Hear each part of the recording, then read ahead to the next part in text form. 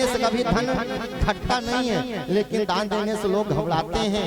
यही अज्ञानता दूर करने के लिए सच्चे सद्गुरु व श्रीमद् भागवत के चरण शरण में आना पड़ता है, तभी ज्ञान होगा। और जो ज्ञान होगा तो वैराग्य उत्पन्न होगा, और जो वैराग्य आपके अंदर जागृत हो जाएगा तो आपका जीवन महान हो जाएगा। बोलो गोविंद भगवान की। और यही अज्ञानता कंस में भरी हुई, वो भोगी है, लोभी है। पिताजी से कहा तुम्हारे बस की नहीं है राज सत्ता पर आसीन रह करके कारभार को देखना, तुम बुढ़े हो गए हो, अब इस गद्दी को छोड़।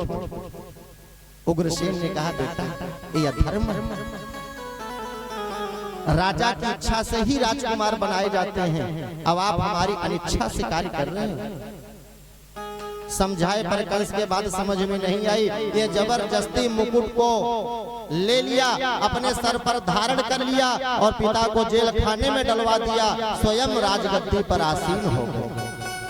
सोचो, जब पिता के साथ अगला आदमी इस तरह पर व्यवहार कर सकता है तो समाज में, अपने राज्य में कैसा व्यवहार करेगा, ये समझना चाहिए। जनता में हवा बदल गई है, बहुत दुष्ट है, आतताई है, दुराचारी। कंस ने सोचा है हवा को कैसे सही किया जाए, लोग हमारी बुराइयां करने लगे हैं, हमसे दूरियां बनाने लगे हैं, गलत अफवाह फैल रही है, इस बुराई को कैसे समाप्त किया जाए। तो कंस के चाचा थे देवक, देवक की पुत्री थी देवकी।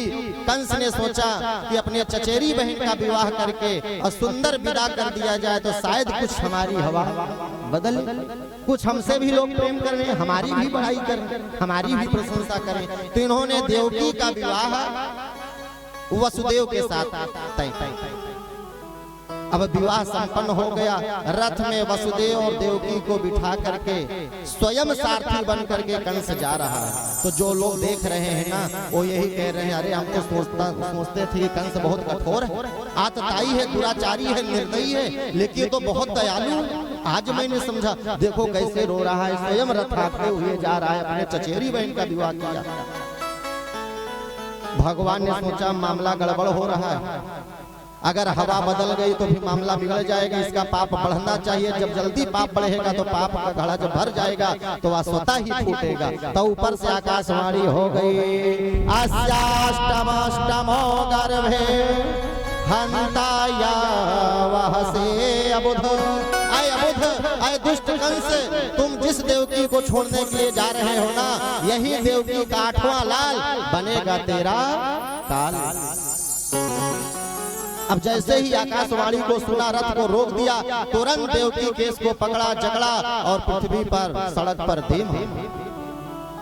अब जनता में फिर हवा बदल गई, अरे राम राम, ये तो वास्तव में निर्दयी है, बहुत कठोर है, बहुत दुष्ट है, दुराचारी है, कैसे अपने बहन को पटक दिया।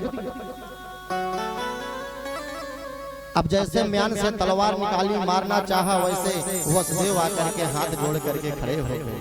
राजन, आपका धर्म नहीं है, एक स्त्री पर हाथ उठाना, उसका वध करना, ये धर्म के विरुद्ध है। अभी अभी आप राजा बने हो, ऐसा धर्म करोगे तो आप क्या। वसुदेव ने समझाया और कहा कि आकाशवाणी ने कहा है कि इसका 8वां लाल बनेगा तेरा काल, तो इसकी जितनी भी संतानें होंगी हम आपको देते चले जाएंगे, पर आप देवकी को छोड़। वसुदेव के समझाने पर कंस समझ गए। सैनिकों को आदेश दिया, इन दोनों को कारागृह में डाल दिया गया। वसुदेव और देवकी को जेल खाने में बंद कर दिया गया। इधर हमारे सुखदेव महाप्रभु परीक्षित को बताते हैं कि मां देवकी और वसुदेव को जेल खाने में बहुत प्रताड़ित किया जा रहा था, बहुत कष्ट दिया जा रहा था। और जैसे देवकी की प्रथम संतान हुई, वसुदेव उस प्रथम संतान को हृदय में पत्थर रख करके मैया देवकी को समझा बुझा करके पुत्र को ले जाकर के कंस को देते हैं। मां रोने लगी, प्रथम संतान है, जन्म लेते ही मैंने काल के गाल में डालने के लिए अपने पुत्र को दे दिया।